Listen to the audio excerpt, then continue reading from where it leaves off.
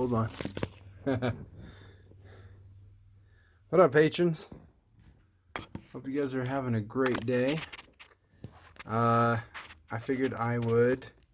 I actually got distracted on a different project, so we'll have to do the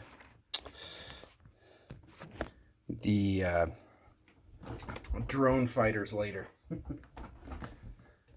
Got something fun I'm working on here. Actually, a couple of things. So the video this week for you guys is going to be this guy here. Let's see if I can get this in the screen here. So this is a modified A-Wing. It's pretty awesome. It was actually designed by one of the other subscribers here. And I've got the instructions done. And so the video this week is going to be this thing going up, which should be pretty fun. I added an open panel greeble here because this is actually going to be part of Minox Squadron. So that first red and black ship that I did, we're going to be doing an entire series of Minox Squadrons.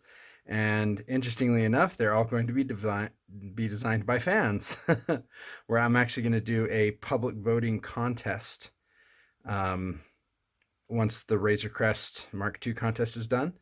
And it's going to be to find the next member of Minox Squadron. So this should be pretty fun. Anyway, so that's what we're working on right now. That's going to be the video this week. So maybe in the next couple days, I think my plan was to do a live stream for you. So this is just the weekly update video. That's right. So we will still be doing the drone fighters out of the Sith TIE Fighter for the live stream, which I'm planning on doing going forward for the Genius level and above patrons, which right now is just you, Shadow Dancer. So hello again. And then we got Tan on here as well. But today for the update video, I thought it'd be fun to show this guy off. So this is my underwater TIE Fighter that I'm designing right now. I had the idea based on an old episode 7 concept art, which was pretty cool, where it had regular TIE Fighter wings or triangle wings, but then it had these jet engines on the pylons going out to the wings. And I thought, oh, that would work pretty good on it as an underwater type ship. So that's actually what I'm doing. is I'm building an underwater TIE Fighter. One of the reasons that you would need an underwater TIE Fighter is because jet engines don't work that way. And in Star Wars, they have usually specified a different propulsion system for underwater stuff. They use propellers and things like that because normal thrusters don't work the same way underwater, as far as I can tell. Another thing I need to research is how they use weapons. So I need to watch the Mon Cala episode of the Clone Wars so that I can see what kind of weapons they used and reverse engineer what they would look like in Lego, so I can add those types of weapons to these. They might be like long fork, electric type things. But right now we need to build a second one of these and finish filling this in. You can see we've got a couple of holes here that we just got to throw some plates in. But that's what we're doing today. I thought it might be fun for you guys to see what's coming up. This most likely will be in a couple of weeks, I think. Things never quite work out the way I plan them when I'm working with specific dates.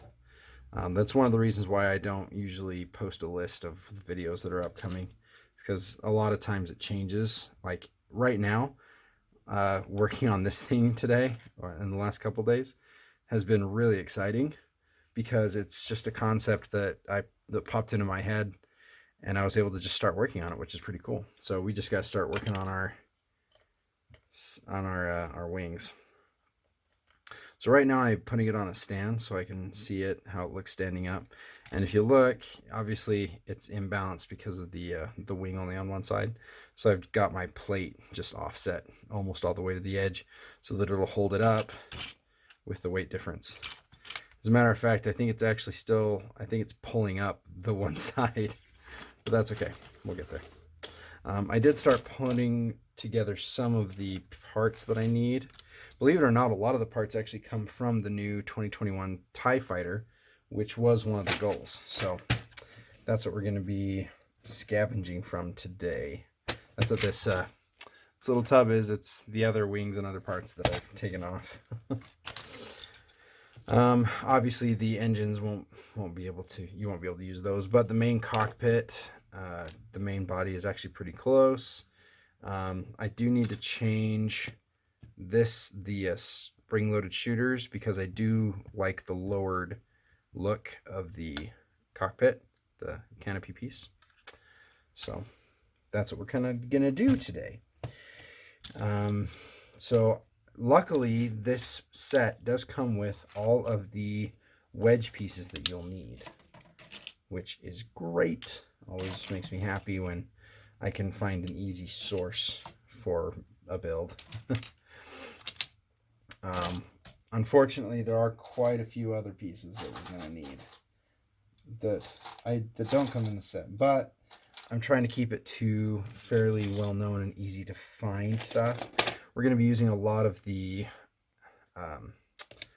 outside, what do they call this thing? The outside border, I guess. Going to be using a lot of that. I'm going to be using these long pieces as well. Yeah, there's lots of scavenging to do, but that's never a bad thing, I don't think. So yeah, that's what we're working on today. Kind of fun. I hope you guys enjoy seeing it get put together. So I do have this bin of large flat plates with the border on them. I do have this, which could be fun to use. These are from a Jek 14, I think. His E-Wing, possibly. They are really cool pieces, and they might look really good, like just on here on the back. But I want to try to keep it pretty clean for the first build. So I just need to find another one of those. Can't find one. The problem is they've become very popular in my builds, and so I tend to use them pretty quick when I find them in the wild. Oh no. It'd be good if I could use a piece or some pieces from the actual set though. Maybe we'll try to do that. There's not a lot. I do know there are some, so we've got 1x8 tiles, got a couple of 2x4 tiles on each wing. So I could use 2 2x4 tiles and then maybe some greebles. That might work. Obviously not my favorite way to do it, but we could definitely try that. Yeah, if I can use pieces from the actual set, I prefer to do that, but that doesn't always work out. So, let's see. For some reason I can't find it in the mess, so we're gonna go ahead and steal one from the collection. Ooh, if I have one. I may not have another 2x4 black tile in the collection, guys. Might be trying to find it after all. Whew.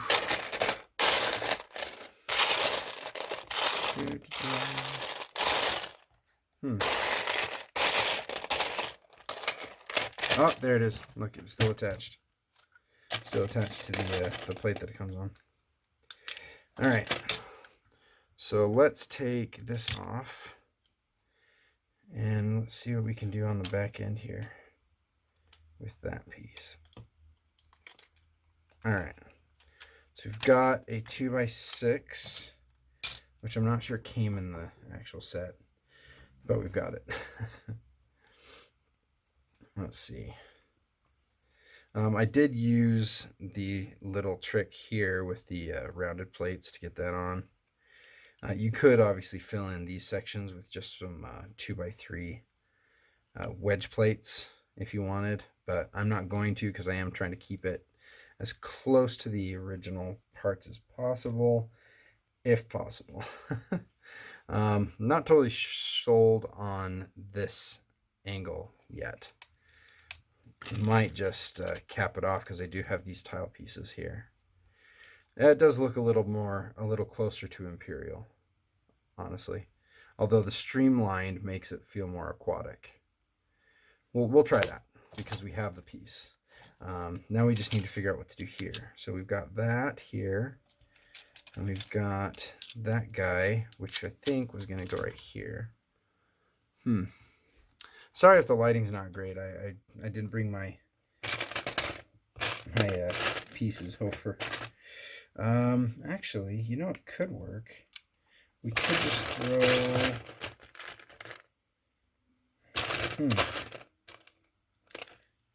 We could throw like one of these guys in here, like that.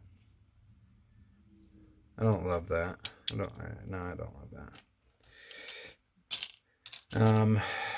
I could just throw these guys in there, and then I know I've got a couple of these adapter pieces, these door hinge sliders.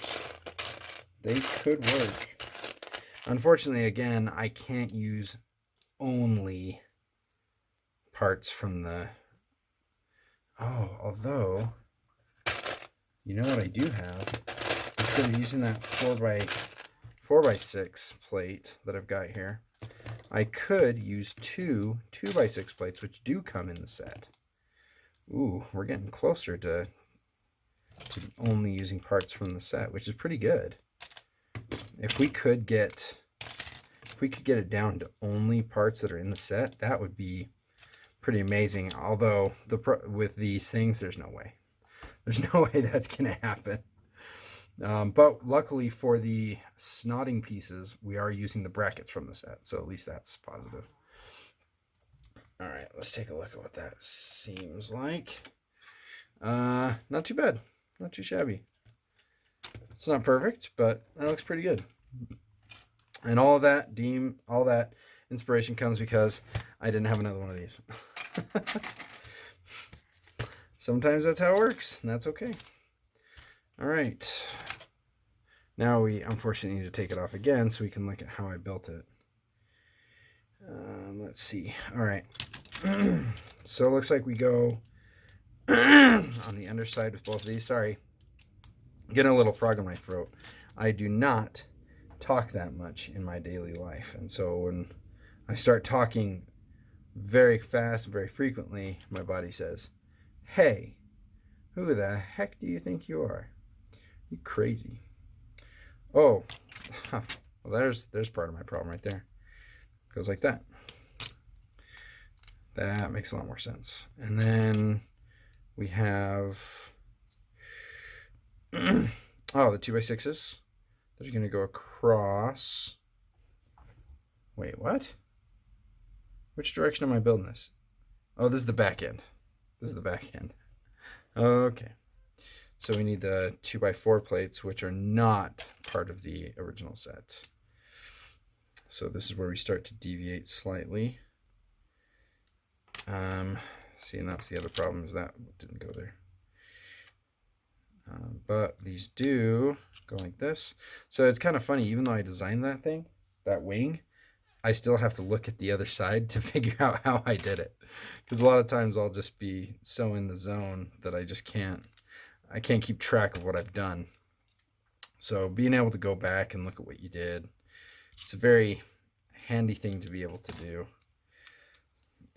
I did, just so you guys know, I did create a new symbol in my instruction booklets. I spent some time on PowerPoint and created an icon for the mirror builds. So whenever there's a mirror build, there's now an actual little icon for it, which will be pretty cool. You'll actually be able to see it on the Minoc Constructions coming out this weekend. I'm actually I'm actually pretty proud of that. You know, I think it'd be cool if Lego like adopted it later and even made it so that if you use the mirror icon like in Stud.io or whatever, that you might be able to not have to go through the instructions, that it'll actually just say, this is a mirror build, do the mirror build. It'd be kind of fun. All right, so we're coming along here, looking pretty good. We're just about to another point. Yeah, I'm gonna. Oop. So I got some 1x4 tiles, Bricklink order. I'm gonna stick those on there, and then here's another part where it did have some of these. The set does have 4 of these, I think. Is these 1x8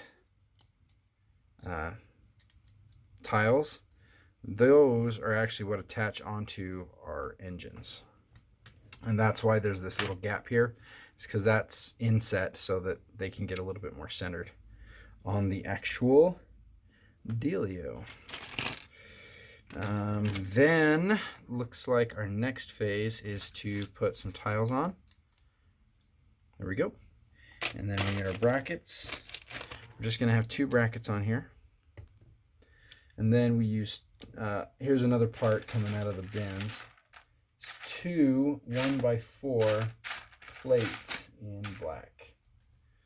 And that's because we don't have, ooh, that's an old one. Need to find a new one. If you ever had to wonder if you ever wonder what my desk looks like, as you can see, it's a mess. You can see all these other parts around here. We've got random stuff. We've got. I do keep it a little bit of a mess. Well, I have to apologize, everybody. I have to apologize, you guys. I didn't realize that the phone stopped recording at some point. I ran out of storage space. That's okay. I was mostly just rambling. At the time when Ascended, I was talking about how I tend to overbuy certain pieces when they first come out. Anything that is like a snotting brick, I tend to purchase a lot of in the beginning, and then I end up with too many, and then over time I'll whittle that down using it in different builds or whatever, and eventually I get down to an equilibrium of sorts where I now no longer have too many, and I find myself buying sets and stuff just to get more. Cheese wedges were that way in the beginning, but as you can see, we don't worry about that anymore. I don't even check for colors anymore. I just automatically assume that I have them. And so far, that has always been the case. Whenever I look for a color for a cheese wedge, I have it, because this bin is full. I mean, there's got to be thousands. There's probably at least 100 just on the top there that you can see, probably a couple hundred. So now I've got thousands of them. I don't even check. But that's how it was with these little upside down plates with Technicols. These Technic to plate adapters. These were so rare originally. I was able to find a bunch of them for bulk for really cheap. I ended up buying a ton of them, and now I've got a bin of them. Luckily is almost reaching that equilibrium phase. Another one that I recently did for lug bulk was this piece. Is 1x2 by 1 2/3 snotting brick. I got like a couple hundred of these. I don't have enough to fill a bin anymore. I think I'm down to less than a dozen of these guys, and they're in different colors too. So if I'm looking for the light bluish gray, I only have like 3 or 4 left. So kind of crazy. I ended up using a lot of them. Anyway, sorry it cut out. I actually did finish the other wing. Junk. Went around the outside here. I did a quick experiment to see if I could use the hinges from the actual TIE Fighter on this thing, but they do not actually work. It's not something that they work on. So unfortunately, I've tried to make this as friendly as possible for people who buy the new TIE Fighter set so they can build this, but nothing yet. Alrighty. Well, here we go. We've got our second wing built, and there is the beginnings of our underwater tie. It's looking pretty good, I think. Now we just need to build the back end here. I need to figure out what weapons they use. So I'll be doing some research, and by research I mean watching episodes of the Clone Wars, which is always fun. And then on the back end, I actually was going to have a towing harpoon that it could grab onto stuff underwater and pull it towards the surface. I thought that would be kind of a useful thing to do. I may even have two of them so it can reach out and like grab something and pull it in, like possibly a cage or something that it can attach on and pull towards it and like carry a prisoner or something up out of the water, or could capture a shark or something like that. I don't know. We'll keep playing with it, but there is our underwater TIE fighter based on the new TIE fighter size, the 2021 scale. So that'll be pretty fun. Also, because these things, TIE fighters generally are not, don't have life support, these ones are going to have to. And so that's one of the reasons for the large back end is you'll have to actually provide protection for the pilot. Otherwise, they'll probably end up dying because underwater pressure is a lot greater. And so pressure is greater than the vacuum of space. It's for the same reason why we can travel an infinite number of miles in space if we had the time, but we can't even get to the deepest depths of the oceans without much more investment in technology. So that was the principle anyway. So yeah, I hope you guys are excited for that. Should be fun. I don't know if I'm going to put the underwater cannons on the outside here, or if I'm just going to try to straighten that up a little bit, or yeah, we'll kind of play around with it and see what happens. But anyway, hope you guys had a good one. Sorry it cut out for a minute. You didn't get to see the finishing of the wing, but that's okay. Hope you guys have a good one. We'll catch you later. And until next time, play well. I remember to say it. Bye.